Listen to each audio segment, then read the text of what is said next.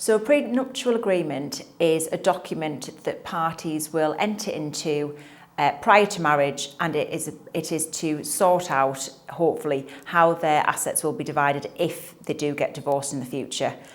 It plays a really important role for the parties who are entering into it, because it means that if they do ever have to look at it, that they will hopefully be able to get through any subsequent separation without real animosity and litigation, because the document is intended to set out exactly what should happen upon a divorce. It's to provide peace of mind for the parties and clarity in terms of what will happen in the future.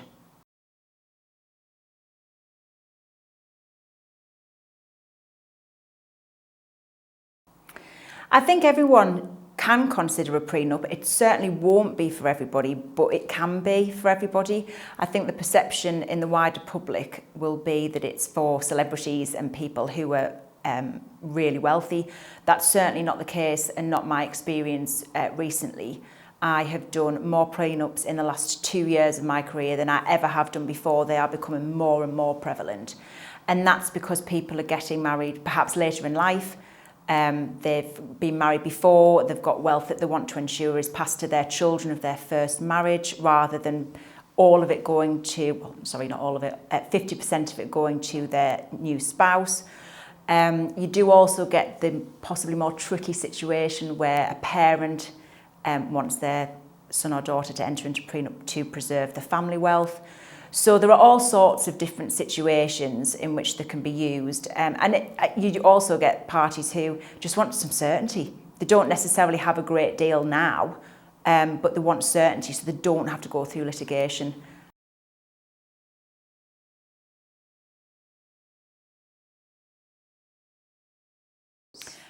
Don't do it the day before the wedding.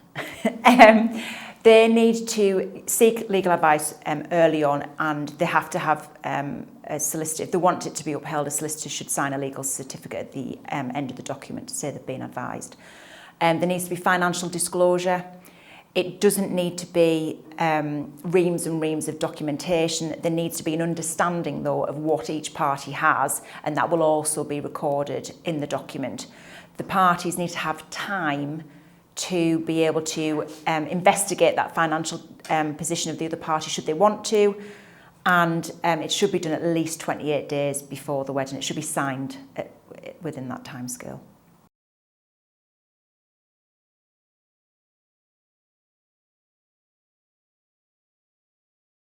It's a really, really difficult subject. I think the earlier the better, not your first date, but I think if you were in a serious relationship and you were looking to get engaged, I think my personal view would be that it should be prior to engagement, because there's nothing like taking the shine off an engagement by saying, will you marry me? And then the next day, by the way, you've got to enter into a prenup, if it's a complete surprise.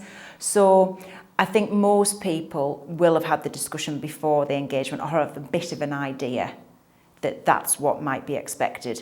But certainly the earlier the better, so the party who has been asked to sign it, I suppose, can get their heads around it.